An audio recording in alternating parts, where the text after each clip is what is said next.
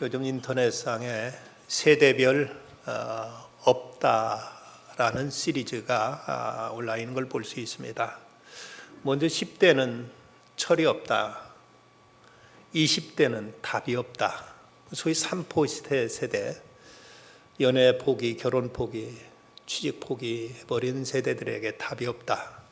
30대는 집이 없다. 모처럼 마음먹고 결혼하려고 했더니 집이 없다는 겁니다. 40대는 돈이 없다. 직장만 하고 자식들 키우려니까 돈이 없다. 50대는 일이 없다. 이제는 한참 일해야 될 때 이제 명퇴로 직장에서 쫓겨나고 할 일이 없어졌다. 그러다 보면 60대는 낙이 없다. 사는 재미가 없답니다. 70대는 뭔가 먹는 음식이라도 맛있게 먹으려도 이가 없다. 치아가 없다고 합니다. 80대는 처가 없다.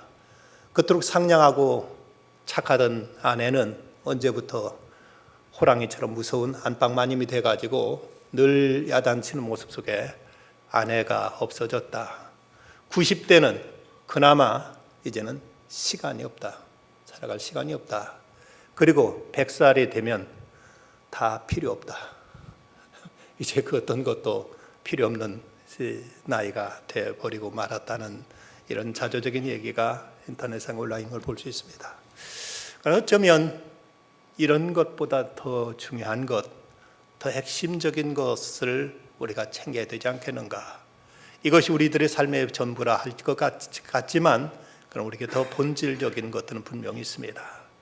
우리에게 핵심적인 것을 우리는 지키고 있는가?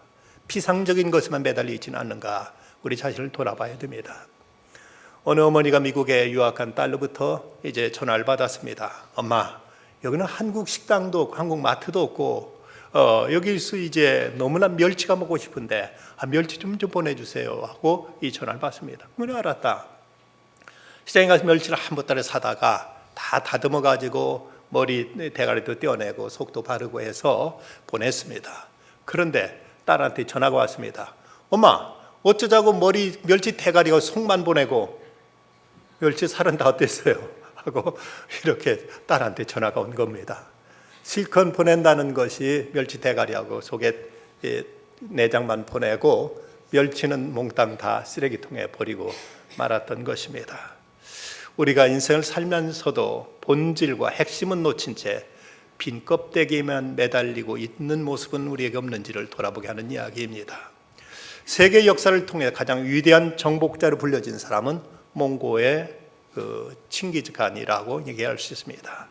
정복자 중에 가장 큰 영토를 얻었고 대몽골 제국으로 세계를 정복했는데 그 이유는 바로 기마군단에 있었습니다.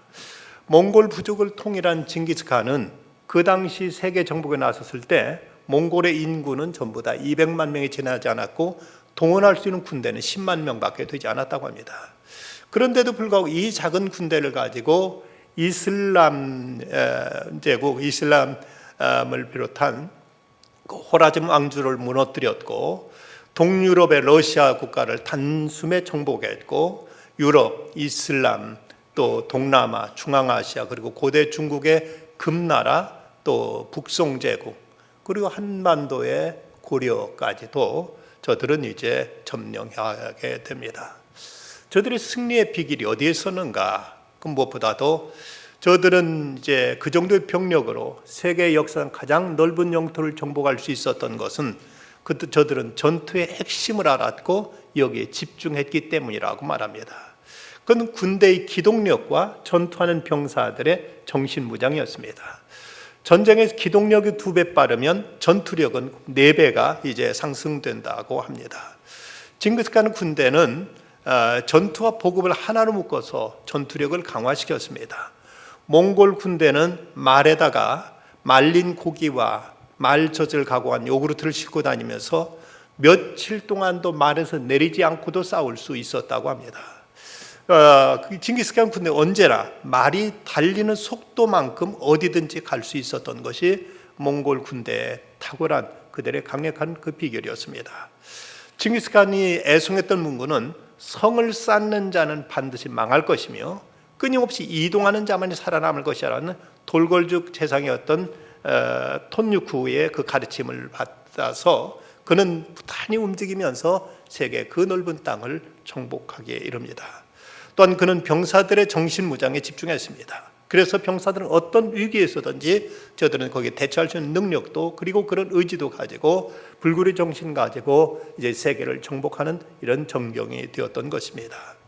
그런데 이렇게 왕성했던 징기스칸의 왕국도 그의 교훈을 잊어버린 채 이제 화려한 궁궐을 짓고 미녀들과 보물로 가득 찬 이제 이런 것을 추구하기 시작하면서 나라는 금방 쇠퇴했고 저들은 이내 북방 초원으로 쫓겨나 버리고 말았습니다. 그렇다면 우리 그리스도인들이 집중하고 추구해야 될 핵심 가치는 무엇인가를 우리는 깊이 생각해야 됩니다. 유대인들은 어린 자녀 교육에 있어서 나이 6살이 되면은 쇠말을 읽고 쓰고 암송하는 율법 훈련이 시작됩니다.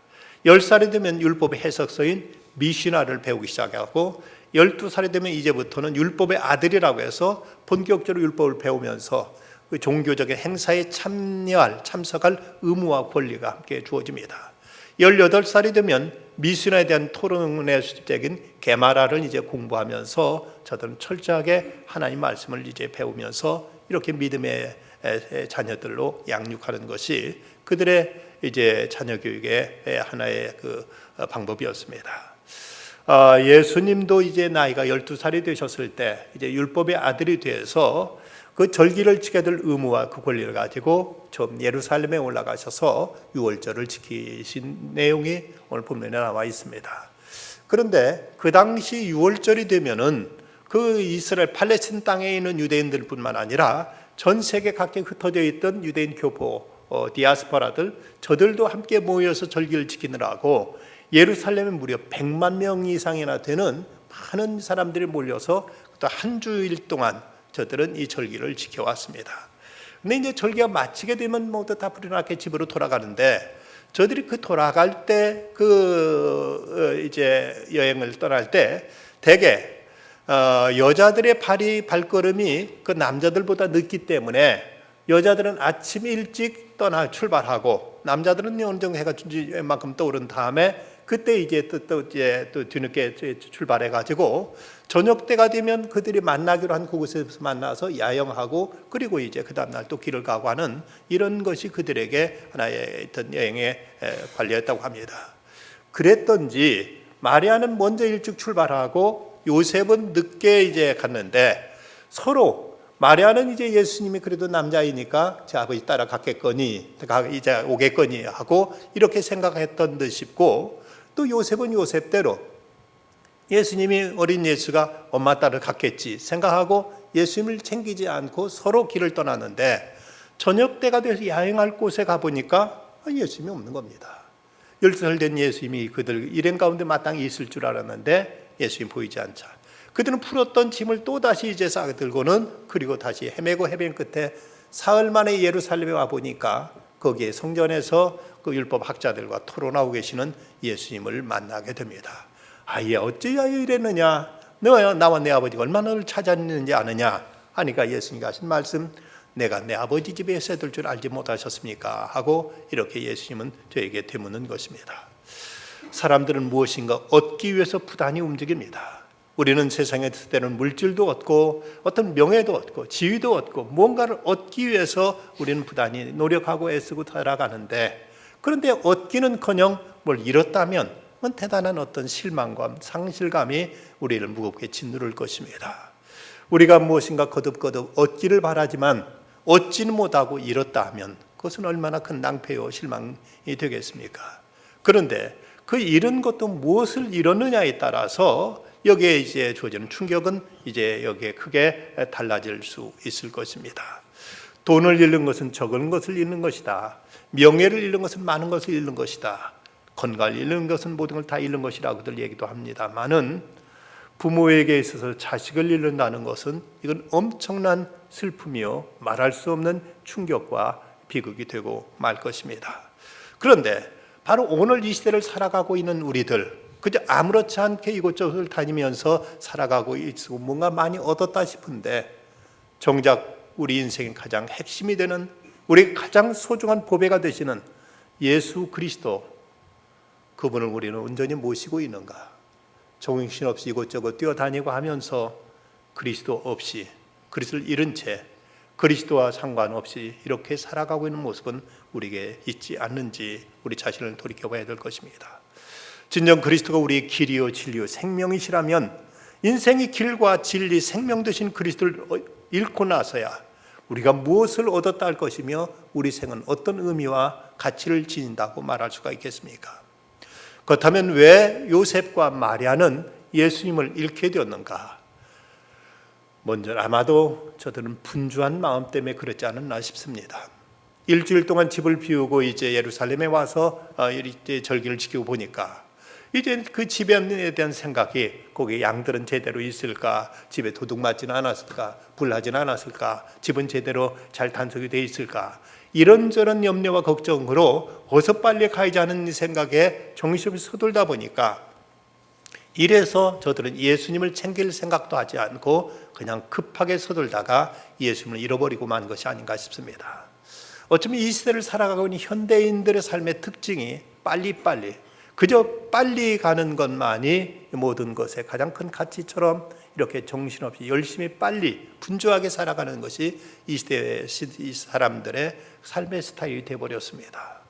가장들은 어서 일찍 아침에 출근하느라고 자식들 얼굴 볼 새도 없이 집을 나서야 되고 밤 늦게까지 일하다가 이제 돌아오고 하기 때문에 언제 자식들하고 같이 식사하고 같이 어울리고 대화할 시간도 없다 보니까 아이들 생각 속에 아버지의 모습은 제대로 이제 인식되어 있지 않고, 그래서 요즘 하는 말들로 바쁜 아빠, 나쁜 아빠라는 말이 생기고 말았습니다. 부모로서는, 아버지로서는 빵점이 돼버린 늘 직장과 일에 바쁘게 돌아가는 모습이 자녀한테는 그야말로 나쁜 아빠로 인식되고 마는 이런 세상이 되어버리고 말았습니다. 우리가 물론 모든 것을 유유자적하게, 모든 것을 한가하게 살아갈 수만은 없을 것입니다만은, 그럼에도 불구하고 가장 소중한 것을 잃어버려 가면서까지 그렇게 바쁘게 달려가야 될 필요, 그럴 만한 정당성, 그럴 만한 어떤 당위성을 우리가 과연 찾을 수 있을 것인가? 빨리 가는 것만이 미덕인 양, 이것만이 최고 가치인 양, 이것이 성공이고 승리인 양 생각하는 그 정신없이 달려가는데, 막상 달려가다 보면 이러면서 우리는 많은 소중한 것들을 잃어버리고 정작 우리가 얻어야 될 그 많은 것들로부터 멀리 떨어져 있는 우리 자신을 발견할 때가 있지 않은가 싶습니다. 2010년도 11월 후에 좋은 생각 월간지에 실린 글 가운데 승부의 기준이라는 이런 이야기가 있습니다. 어떤 유럽에 있는 남자가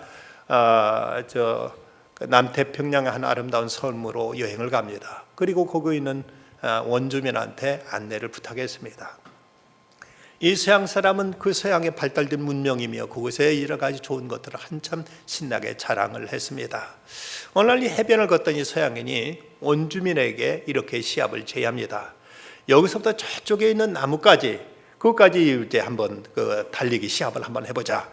일주일 동안 서로 각기 자기 방법으로 이제 연습하고 나서 이제 일주일 후에 시합을 하자. 그러니까 원주민도 좋다고 얘기를 했습니다. 그러고 나서 열심히 연습하다가 일주일째 되었을 때 이제 거기서 이제 경주가 벌어집니다. 이 서양 사람은 아주 잘 쓰면서 몸에 막 땀을 뻘뻘 흘리면서 이제 이를 악물고 인사하면서 정신없이 달렸습니다. 당연히 거기 원주민은 그 사람보다 뒤처질 수밖에 없었죠. 그런데 이 서양 사람이 막 열심히 달려서 이제 꼬린점에 다가도록 이 사람은 한가하게 유유자각하게 껑충껑충 뛰기도 하고 넘실넘 춤도 추면서 그러면서 태연하게 이제 그 꼬린점을 향해 가는 겁니다. 드디어 서양 사람이 먼저 도착하고 나서 한참 뒤에야 이 원주민이 도착했습니다. 이 서양 사람이 이제 그에게 물었습니다. 내가 이제 먼저 도착해 내가 이겼는데 왜 그렇게 좋아하는 겁니까? 물었더니 원주민이 아주 순박한 표정으로 이렇게 되묻습니다. 내가 이긴 게 아닙니까? 당신보다 훨씬 내가 아름답게 걸었는데요 라고 이렇게 말하더라는 겁니다. 기준이 달랐던 거죠. 서양 사람은 무조건 빨리 가는 것이 승리라고 생각했지만 이 원주민은 빨리가 아니라 아름답게 건강하게 즐겁게 가는 것이 걷는 것에 있어서 가장 중요한 이제 기준이라고 생각하고 뛰지도 않고 아주 넘실넘실 춤추듯이 덩실덩실 춤추듯이 이렇게 이 길을 걷던 것입니다. 여러분, 우리 인생에 빨리 가는 것이 성공입니까? 정신없이 무엇을 위해 달려야 되는지도 모르고 그렇게 먼저만 가면 이것이 꼭 이기는 것이라고 과연 단정할 수 있겠습니까? 우리가 급변한 세상 속에서 태평세월처럼 한가하게 움직일 수만은 없습니다만은 이제 그러나 우리가 살아가는 이유, 우리는 또 어떻게 살아갈 것인가, 어떻게 달려갈 것인가를 잊어버린 채 급히 가면서 우리가 얼마나 많은 것들을 놓치고 있는가. 우리는 우리에게서 중요한 것이 무엇인지를 우리는 이제 생각해야만 됩니다.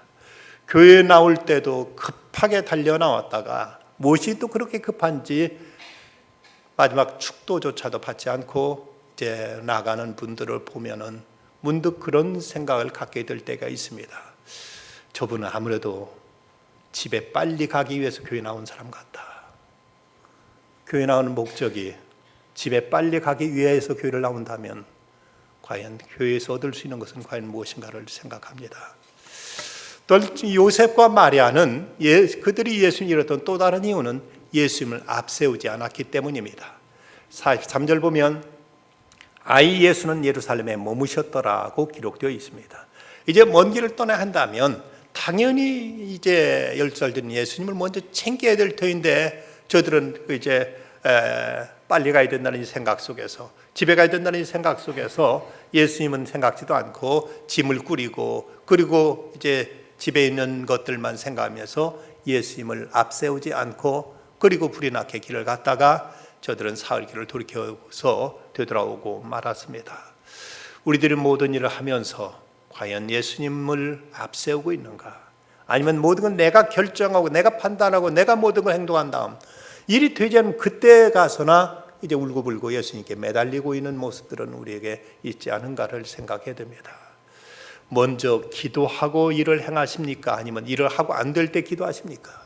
우리의 모든 일의 순서와 결정이 과연 어디에 있는가? 내가 모든 일을 다 이제 저질러 놓고 안 되면 그때서나 이제 그리스도를 찾고 하나님의 도움을 구하는 이런 모습은 없는지.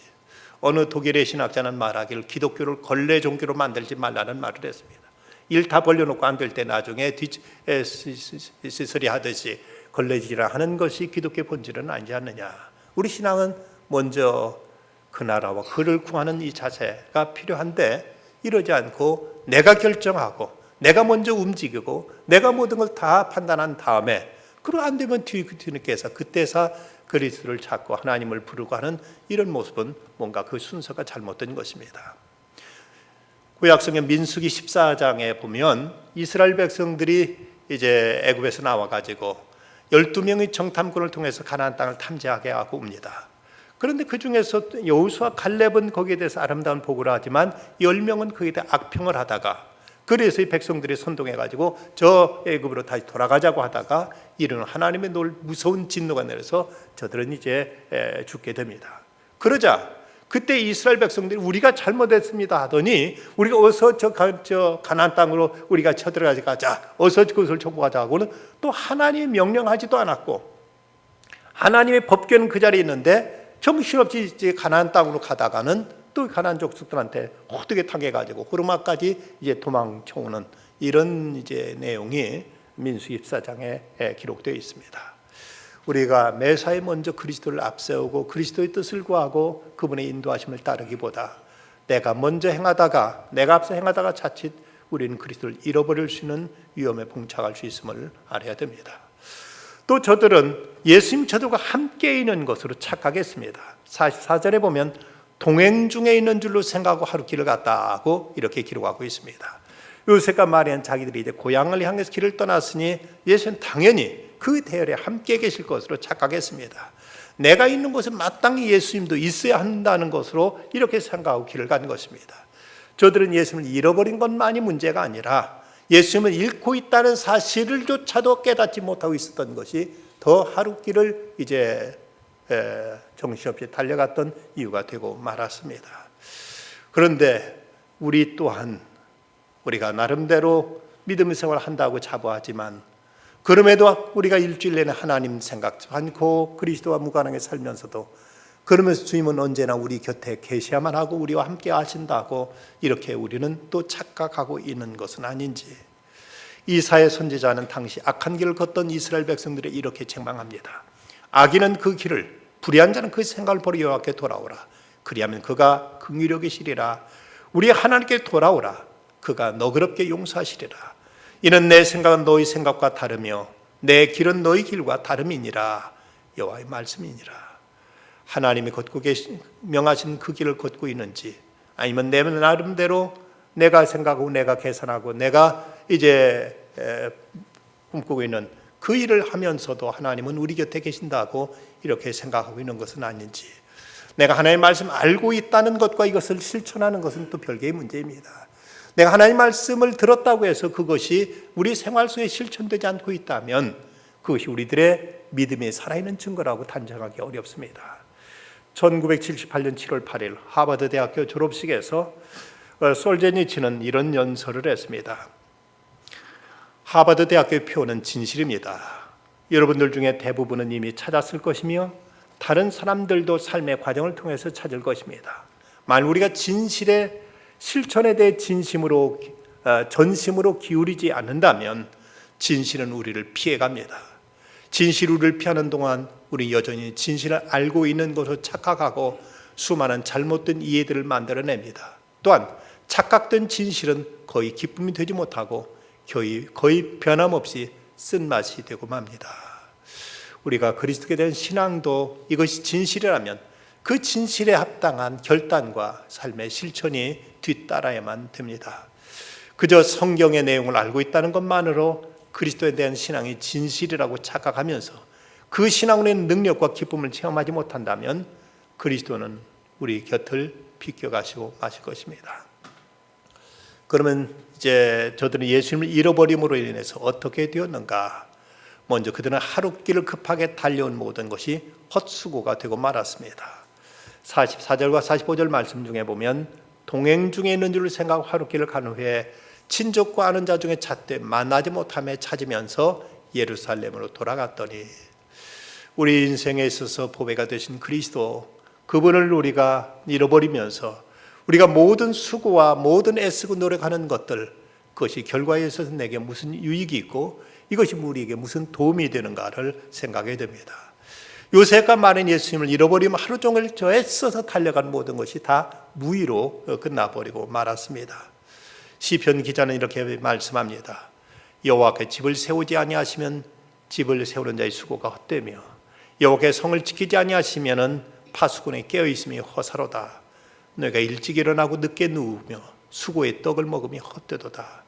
하나님을 떠나 행하는 모든 일은 다 허사가 되어지고 만다는 것입니다. 어느 가정에서 그토록 소원하던 아이를 얻었습니다. 금이냐 옥이냐 하며 정성껏 이 아이를 이제 기르다가 드디어 첫 돌을 맞았습니다. 어떻게 얻은 아들인데 이렇게 그냥 보낼 수는 없지. 그래도 돌잔치를 해야 되지 않겠는가 싶어서 이 어머니는 아이를 등에 둘쳐업고 이제 시장에 나가서 잔치를 위해서 고기도 사고 떡도 맞추고 이제 야채도 사고 이것저것 사고 그러면서 한 보따리를 이제 양쪽에 보따리를 쥐고 집에 돌아와서 보따리를 내려놓고, 그리고는 왠지 뒤가 허전해 보니까 분명 업고 나갔던 아이가 뒤에 보이질 않습니다. 어느 곳에서 주저앉아서 무엇을 물건 고르다가 이제 거기 물건 고르는데 정신을 파는 동안 아이는 허술해진 그 띠를 풀고 이제 거기서 빠져나왔던 모양입니다. 아기가 없는 가운데 아무리 성대하게 잔치를 치른들 그게 무슨 소용이며 그게 무슨 의미가 있겠습니까? 우리에게서 가장 중요한 핵심을 잃어버린 채 우리가 어떤 겉껍질, 어떤 너스레 여러 가지 이제 곁가지 이것만 붙들고 우리가 이제 행하는 모습은 없는지. 저들은 그리스도를 잃어버림으로 하루 종일 열심히 달려간 것이 다 헛된 수가 되고 말았습니다. 뿐만 아니라 요셉과 마리아는 예수님을 이름으로 많은 사람들로부터 수치와 조롱을 당했을 것입니다. 44절에 보면 하루길을 간 후 친족과 아는 주 중에서 찾았다고 했습니다. 왜 사람들 우리 예수 못 봤어요? 우리 아들 못 봤어요? 하고 이렇게 이제 사람들을 묻고 다닐 때 사람들은 속으로 뭐라고 했을까? 저는 칠칠치 못한 사람들이 있나? 원체 자식 하나도 안 챙기고 지금 어디까지 이렇게 달려왔단 말인가 하면서 사람들로부터 비난과 조롱을 이제 당하고 말았을 것입니다. 우리가 그리스도를 잃어버리게 될 때 어쩌면 세상 사람들은 겉으로는 잘했다고 할지 모르지만 속으로는 또한 우리 향해 조소와 비난을 저들은 이제 놓지 않을 것입니다. 신앙생활 하나도 제대로 못하는 사람이구만. 뭔가 믿는다더니 믿음 하나도 제대로 지키지 못하는구만. 사람들로부터도 과히 좋은 얘기를 들을지 못하게 될 것입니다. 이런 어처구니 없는 일이 있었습니다. 미국의 샘이라는 남자가 엘레베마주의 몽고메리에서 그곳에 있는 고속도로에 있는 주유소에서 기름을 넣고 그리고 출발했는데 그곳을 떠난 지 5시간이 지난 다음에야 자기 아내를 주유소에 띄워놓고 왔다는 사실을 발견하게 됩니다. 그래서 정신없이 경찰에 연락해가지고 그곳에 있는 아내 좀 이제 거기서 머물러 달라고 얘기하고 그리고는 이제 다시 돌아가서 아내를 다시 태우고 왔다고 합니다. 이때 경찰이 아니 어떻게 5시간을 넘게 아내가 차 안에 없다는 사실조차 몰랐느냐고 묻자 이 사람은 겸연쩍게 다른 생각하느라고 아내가 옆에 없는 것조차도 알지 못했다고 이렇게 대답을 했다는 것입니다. 이 남자가 아내가 곁에 없는 것을 어떻게 5시간이나 모른 채 고속도로를 달렸는지 이해하기 어렵지만 우리는 또 때로 하나님 우리 곁에 안 계신 것도 모르고 그냥 정신없이 어디를 달려가고 있지는 않은지 우리 자신을 돌이켜봐야 될 것입니다. 이뿐만 아니라 이들은 예수를 잃어버림으로 인해서 더 큰 대가를 지불하게 됩니다. 46절에 보면 사흘 후에 성전에서 만난 즉 하루 동안 정신없이 길을 갔다가 예수님이 일행중에 없는 걸 알고는 또 사흘을 이제 헤맨 끝에 성전에 돌아와서야 예수님을 찾을 수가 있었습니다. 무려 나흘간을 낭비했고 또 하루를 더 가야 됐다면 이제 우리 닷새를 저들은 허비한 셈이 되고 마는 것입니다. 우리가 그리스도 없이 행하는 일들, 예수를 잃어버린 채 살아가는 인생, 거기서 우리가 이룬 모든 것들뿐만 아니라 우리가 쌓아놓은 모든 것들과 우리가 추구하는 것들까지도 이제 다 무의로 돌아갈 때 이로 인해서 우리에게 돌아오게 되는 결과는 과연 무엇인가 우리는 깊이 생각해야 됩니다. 그러면 요셉과 마리아는 어떻게 예수님을 다시 찾을 수 있었는가? 46절에 보면 사흘 후에 성전에서 만난 즉 성전에 돌아와서 예수님을 찾을 수 있었습니다. 마리아가 예수님께 아이야 어찌하여 우리에게 이렇게 하였느냐 보라 내 아버지와 내가 근심하여 너를 찾았노라고 이렇게 말하자 예수님이 하신 말씀 어찌하여 나를 찾으셨나이까 내가 내 아버지 집에 있어야 할 줄을 알지 못하셨나이까 내가 내 아버지 집에 있어야 될 줄을 알지 못하셨나이까. 물론 예수님은 무소부재하신 분, 안 계신 곳이 없이 어느 곳이나 계신 분이십니다. 그렇지만 그래도 그리스도를 가장 확실하게 만날 수 있는 곳이 있다면 여기 하나님 앞에 나와 예배하면서 하나님의 전에서 하나님과 교제하면서 하나님께 경배하면서 기도하면서 이곳을 만날 수 있는 가장 분명하고 확실한 장소라고 얘기할 수 있을 것입니다. 여러분 교회에 나오는 이유가 무엇입니까?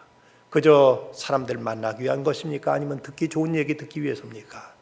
우리는 그리스도를 만나기 위해서 하나님의 말씀을 듣기 위해서 그분과의 교제를 위해서 나오는 것이지 사람 얘기 듣거나 사람과의 교제를 하기 위한 것은 이건 대단히 피상적인 것이고 이것은 부차적인 것입니다. 하나님과의 교제, 그분을 만나기 위해서 우리가 아버지 집에 찾아오게 될 때 비록 지난날 우리들의 삶 속에 허물이 있었고 실수가 있었고 잘못이 있었을지라도 우리가 주님 앞에 회개한 마음으로 주 앞에 나오면 살찐 송아지 잡아 잔치 열어주시면서 우리를 따뜻하게 사랑으로 품어주고 맞아주는 곳, 이곳이 바로 아버지 집 성전이라고 말할 수가 있습니다. 물론 우리가 어느 때나 1년 12달 365일 그리고 하루 24시간을 성전에 머물 수만은 없습니다만은 어딜 가든 성전을 그리워하면서 또 주님과의 이제 순간순간 삶의 자리에서 주님을 찾고 부르고 주님을 의지하고 주께 기도하면서 살아가게 될 때 우리는 이제 비록 세상에 나갈지라도 주님과 동행하는 삶을 살게 될 것이고 그리고 또 다시 하나님의 전에 나와서 하나님께 예배하면서 그분의 말씀을 통해서 그분과의 이제 교제를 통해서 주님과의 관계를 더 돈독히 더 뜨겁게 더 이제 아름답게 만들어갈 수 있을 것입니다. 야곱은 라헬을 사랑하여 7년을 수일처럼 여겼는데 그것은 라헬과 함께 교제하며 같이 사랑을 나누었기에 7년을 이제 수일처럼 여겼을 것이지, 만약 그는 라헬을 멀리 떠나보낸 채 그가 그 7년을 보냈다면, 아니 7년이 아니라 수일까지도 7년으로 느껴지고 말았을 것입니다. 우리가 세상에 살아가는 것이 그토록 팍팍하고 지치고 힘든 이유가 있다면 우리는 주님과 깊은 교제를 잃어버린 채 살아가고 있기 때문은 아닌지 우리 자신을 살펴야만 됩니다. 무디 목사님이 목회하시던 교회 한 성실한 청년이 이제 힘들게 조그만 가게를 개업했습니다.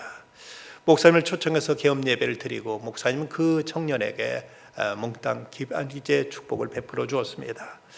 그 가게는 번창했고 그리고 11조도 잘 드리고 그러면 교회 봉사에도 빠지지 않았습니다. 가게가 잘 되다 보니까 가게를 더 하나 냈는데, 그런데도 그 가게도 잘 되면 잘 됐고 청년은 눕고 들시 없이 바빴는데 그래도 이 청년은 열심히 교회 생활하면서 하나님을 잘 섬겼습니다.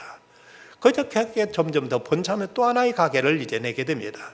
그러게 되자 그때부터 이 청년은 가게에 이제 눕고 들시 바쁘면서 그러면서 이제 교회 생활을 등한히 하기 시작했습니다. 11조도 더 이상 늘어나지 않았습니다. 자기도 모르게 예수 그리스도를 잃어가고 있었던 것입니다.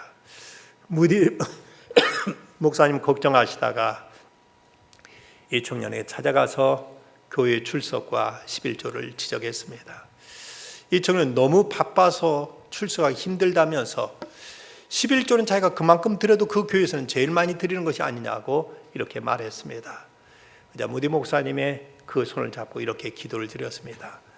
살아계신 하나님, 우리 존 군이 하나님께서 복 주셔서 번창을 받았는데 이제 더 이상 복을 주시지 않아도 되겠습니다. 일이 많이 바쁘지 않게 해주시고 11조 내기가 아깝지 않을 만큼 수입이 적게 해주십시오. 근데 이 청년 깜짝 놀라면서 목사님 기도 스톱 하면서는 목사님 제가 잘못했습니다. 앞으로 교회 빠지지 않겠습니다. 11조 생활 정직하게 하겠습니다. 제발 하나님의 축복 거두가지 말라고, 거두가시라고만 기도하지 말아 주십시오 하고 이렇게 이제 뉘우쳤다고 합니다. 그러면서 그 믿음을 회복했습니다. 세계적인 컨설팅 회사, 사업 전략 컨설팅 회사인 메인 앤 컴퍼니 회사의 크리스 주크 이사는 성장하는 기업들을 이제 10년 동안 연구한 결과 핵심에 집중하라는 이 책을 냈습니다. 그 연구에 의하면은 가장 강력한 성과를 내는 기업들은 한두 개의 핵심 사업을 기반으로 여기서 이제 새로운 고객 또 경로, 제품 또는 응용 분야로 이를 확장해 나간다고 말합니다. 그러면서 알렉산더 대왕은 4년도 제한 되는 짧은 기간 안에 올림포스에서 에베레스트까지 4,000마일이 넘는 이런 지구상의 가장 거대한 지역을 정복했는데, 그런데 그가 죽은 다음 불과 몇 년도 되지 않아서 그 알렉산더의 제국은 와해되어 버리고 맙니다. 그 이유가 어디 있느냐? 핵심으로부터 너무 멀어져 있었기 때문이라고 말합니다. 마케도니아라는 이 핵심 지역으로부터 너무 멀리 떨어져 있어서 통치가 제대로 이루어질 수가 없었고 이제 모두 힘이 분산되면서 이제 아예 그 통치는 처음부터 불가능했다고 이렇게 말하고 있습니다. 우리 인생도 핵심에서부터 멀어지면 실패할 수밖에 없습니다. 우리에게 진정 핵심 가치가 무엇인가를 우리는 분명해야 됩니다. 여러분, 우리들의 신앙의 핵심은 무엇입니까? 어떤 도덕률이나 계율을 배우고 그것을 지켜나가는 것을 우리가 신앙이라고 오해하는 경우가 있습니다. 그리고 또 어떤 자선사업이나 봉사활동이 신앙의 본질이라고 생각하는 사람도 있습니다. 그러나 우리 신앙생활에 우리들의 신앙의 핵심은 예수 그리스도와의 교제입니다. 하나님 그분을 나의 아버지로 모시고 그리스도와 교제하며 살아가는 것이 신앙의 핵심이고, 그분과 교제를 통해서 우리는 이웃도 사랑하고 봉사하고, 그리고 우리의 삶 속의 도덕도, 그리고 어떤 경건도 쌓아가는 것입니다. 그리스도와 교제가 단절된 채 우리가 행하는 모든 것은 하나의 종교적인 행위는 될 수 있을지 몰라도 이것은 신앙의 본질 핵심과는 무관한 것임을 우리는 알아야 됩니다. 그리스도와 인격적이고 개별적인 교제가 없다면 그는 결코 그리스도인이라고 말할 수가 없습니다. 과연 우리들의 하루하루 삶 속에 예수 그리스도를 주님으로 모시고 주님과 우리는 살아있는 생명의 교제를 나누고 살아가고 있는가? 김정준 목사님의 나의 태양이라는 이런 아름다운 귀한 시가 있습니다. 지구는 태양의 얼굴을 향해 돌아가고 나는 주님의 얼굴을 바라보며 사나이다. 지구는 태양을 중심 삼고 돌아가고 나는 주님 중심으로 살려 하나이다. 태양이 없으면 지구는 죽은 것이 되고 나 역시 주님 없이는 살아도 죽은 것이다. 태양은 빛을 주어 땅의 생명으로 풍성하게 하고 주는 내게 은혜를 베풀어 내 생명을 풍성하게 하나이다. 태양은 언제나 따뜻한 기운으로 만상을 입히고 주님은 변함없는 사랑으로 내 심령에 불 붙여 주시나이다. 태양이 비추지 않는 지구의 면은 냉함과 암흑이요 주께 끊어진 나는 차고 어두움뿐이다. 광명과 아름다움은 오직 태양에서만 오고 내 심령의 광명과 아름다움은 주님에게서만 오나이다. 오 나의 태양 주님이시여 내 심령의 하늘에서 영원히 비추소서. 나는 주님 없이는 살 수 없는 미물이다. 명절 잘 보내셨죠? 고순하라고 분주했던 마음 이제 다 내려놓고 이제는 우리의 일상적인 생활 속의 주님과 깊은 교제 안에 살아가야 될 것입니다. 이번 주부터 구역 예배도 시작됩니다. 분주했던 마음들, 정신없이 뛰어들었던 발걸음 다시 주님 안에 모든 것 가지런히 내려놓고 주님과 깊은 교제 아래 살아가는 가운데 너희는 내게 부르짖으면 와서 내게 기도하면 내가 너희를 들을 것이요 나를 찾고 찾으면 나를 만나리라 하신 주의 말씀처럼 주님을 만나고 주님의 말씀을 듣고 주께서 내게 응답하시며 주님과 생명의 교제를 나누며 살아가는 가운데 우리 삶 속에 주님의 도우시는 손길 함께 하시는 은혜 주의 베푸시는 놀라운 주님의 은총이 더 풍성히 임하시기를 주의 이름으로 축원합니다. 기도하십시다. 걸어가신 주님, 오늘 이렇게 주 앞에 달려 나올 수 있게 하시니 감사합니다.